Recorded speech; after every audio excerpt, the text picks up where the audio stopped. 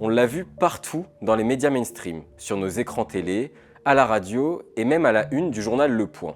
C'est la nouvelle coqueluche des médias, le sauveur de l'Iran face à l'obscurantisme du régime des Mollahs.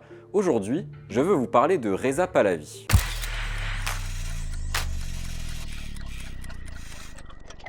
Depuis la fin décembre et les massacres perpétrés par le régime iranien contre sa population, vous avez peut-être déjà vu passer sa tête si vous avez une télé ou juste accès à Internet. Pourtant, en France, le prince héritier nous était jusqu'alors plutôt inconnu. Et pour cause, comme le révélait le média d'investigation Intelligence Online il y a quelques semaines, le Quai d'Orsay s'est longtemps tenu à l'écart de cet homme politique iranien. Je cite, « Avant ce coup d'éclat télévisuel en France, la diplomatie française a cherché à limiter les contacts officiels et officieux avec le leader fortement soutenu par des campagnes d'influence israéliennes en ligne. Ainsi, à l'occasion de son actuel séjour à Paris, Reza Pahlavi n'a pu rencontrer aucun représentant du Quai d'Orsay, ni officiellement de l'Élysée. Mais qui est Reza Pahlavi? C'est le fils aîné du dernier shah d'Iran, Mohammad Reza Pahlavi. Petite piqûre de rappel sur son bilan, puisque sur les chaînes télé qui lui ont déroulé le tapis rouge, tout le monde s'est bien gardé de le faire. Le régime du shah d'Iran, c'est une dictature de plusieurs dizaines d'années et une répression féroce menée par la SAVAK, la police du régime, synonyme de terreur pour tous les opposants politiques des années 50 à la fin des années 70. D'après Azadekian, sociologue iranienne, plus d'1 millier de personnes ont été tuées pendant cette période. Le shah sera finalement emporté par un cancer en juillet 1980, peu après la chute du régime au profit de la révolution islamique. Reza Pahlavi, le fils aîné, est exilé aux États-Unis depuis lors et il construit patiemment des relais d'influence dans le monde occidental pour préparer son retour aux affaires iraniennes au moment opportun. Pendant ces dernières décennies, à chaque fois que le régime de Khamenei a tremblé, il n'était jamais très loin, en embuscade. En 2007, sa mère, Farah Diba, déclarait déjà « Il a été élevé pour prendre la suite en tant que prince héritier ». À chaque nouveau mouvement de contestation sociale, il est là, enfin, uniquement de loin. Mais il exhorte les Iraniens et les Iraniennes à se soulever contre l'oppression du régime actuel. Pour ce faire, il peut compter sur le porte-voix de chaînes d'opposition au régime iranien basées à l'étranger. C'est le cas par exemple d'Iran International et Manoto. Ces deux médias constituent des instruments de propagande en faveur de la dynastie du Shah. En parallèle, Reza Pahlavi a développé toute une stratégie de soutien aux politiques occidentales, les États-Unis d'abord, mais aussi Israël. En avril 2023, il pose avec Benyamin Netanyahou lors d'un voyage sur la coopération entre l'Iran et Israël. Le dirigeant génocidaire a très vite compris qu'il avait intérêt à pousser sur le devant de la scène cet homme, ardent défenseur de la politique israélienne et des États-Unis. Mais qu'en est-il réellement de la popularité de Reza Pahlavi? Dorna Javan, chercheuse iranienne et docteur en sciences politiques, est beaucoup plus sceptique sur la question. Non seulement avant son père, c'est-à-dire à l'époque de son grand-père, mais aussi à l'époque de son père aussi, et pour faire finalement une révolution. Donc, groupe gauche, et puis après les minorités iraniennes. Les minorités iraniennes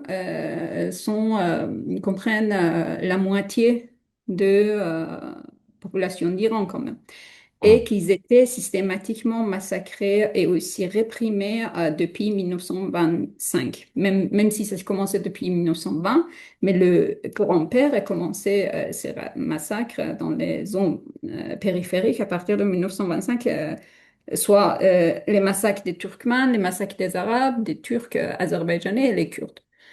Et donc, ça continue aussi sous la gouvernance de son père aussi, qui a réprimé les groupes minoritaires. Et de mon façon, c'est-à-dire aujourd'hui, si on voit une sorte de répression et aussi marginalisation des périphéries iraniennes qui sont peuplées par les minorités ethno-linguistiques, c'est un héritage du régime Pahlavi. Pire encore, alors que les médias diffusaient des vidéos de manifestants criant leur soutien au fils héritier du Shah, Dorna Javan explique que c'est exactement l'inverse qui se passe dans les zones périphériques du pays, car c'est là où vivent les minorités ethniques, qui représentent près de la moitié de la population, et que le régime du Shah persécutait sans relâche à l'époque. En plus de ça, les massacres perpétrés par le régime iranien actuel contre sa population auraient porté un coup à Pahlavi, qui incite depuis des mois les manifestants à maintenir la pression dans la rue.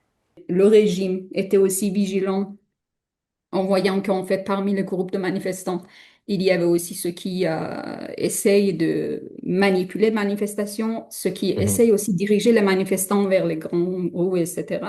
Et aussi, il faut pas oublier que c'est un régime qui a, c'est-à-dire au niveau de répression, il est très fort. C'est-à-dire, sachant ça, comment il a demandé au peuple d'aller dans les rues principales, etc. Ça a été tout de suite analysé par plusieurs Iraniens, comme c'est lui aussi, comme le régime iranien, il a participé à ces massacres d'une manière. Le 5 mars dernier, Reza Pahlavi était invité sur CNews et quelques semaines plus tôt, le 16 février, peu avant le début de l'agression des États-Unis et d'Israël sur l'Iran, c'est le 20h de TF1 qui lui donnait la parole. Ce soir-là, il est présenté à l'antenne comme le principal opposant au régime iranien. Le fils du dernier Shah se pose alors en homme providentiel et agent de la transition démocratique dans le pays. Parce qu'après tout, depuis le temps que j'ai commencé, j'ai toujours voulu que les Iraniens et les Iraniennes puissent choisir dans des élections libres leur destin, ce que ce régime leur a toujours refusé.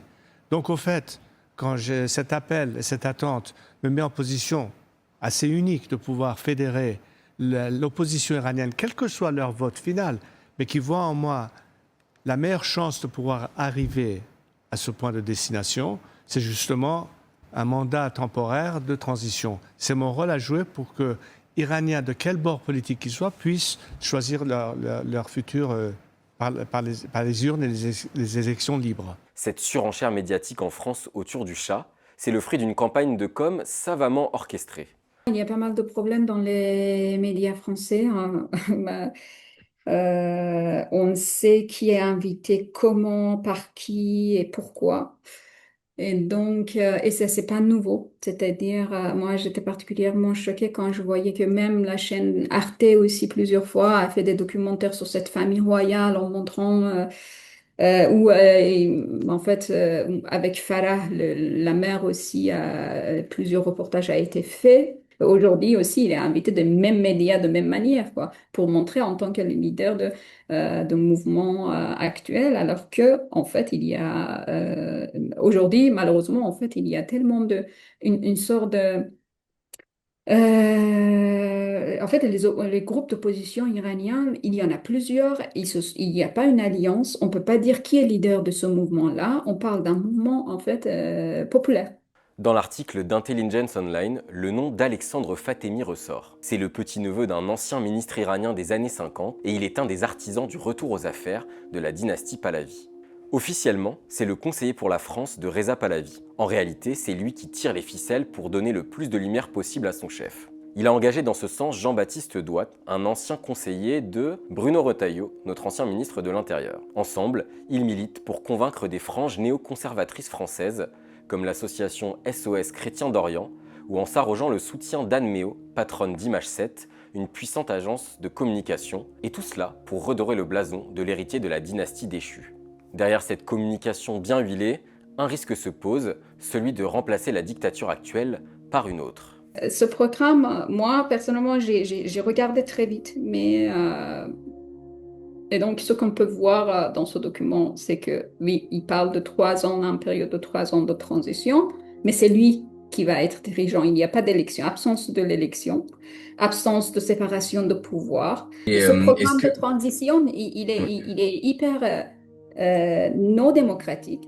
Et donc, mais par contre, il le présente d'une manière que, ben voilà, moi, je serai là juste dirigeant pendant 3 ans et après, on verra. Mais pendant ces 3 ans, en fait, on assiste à un système dictatorial. En attendant, derrière ces jeux de pouvoir, ces réseaux d'influence et ces joutes pour avoir le leadership de l'opposition politique, dans un pays où le régime est à bout de souffle, la population iranienne continue de mourir sous les bombes israélo-américaines. Plus de 1300 civils ont péri depuis le début du conflit.